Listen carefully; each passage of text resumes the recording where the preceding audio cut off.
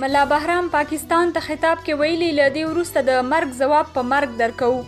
پاکستان چې تل یې د ملایانو او مدرسو د فتوا په وسیله پښتانه تباه او لکونه یې شهیدان کړل، اوس د خوښۍ خبر دا دی چې داسې پښتانه ملایان هم پیدا شوي چې پاکستان او پنجابي ریاست ته غاښ ماتونکي ځوابونه ورکوي.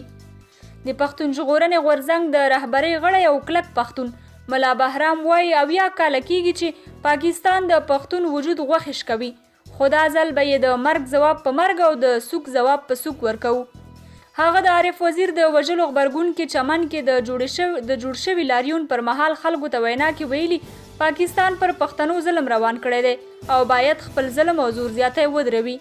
د هغه په وینا کې یې زموږ حوصله وروستی کړه د پاکستان لپاره به بدې پایلې ولري. هغه ویلي د پاکستان د ظلمونو مقابل کې یووالي ته ضرورت دی او پی ټی ایم ښه فرصت دی چې د ظلمونو مخنیوی پرې وکړو.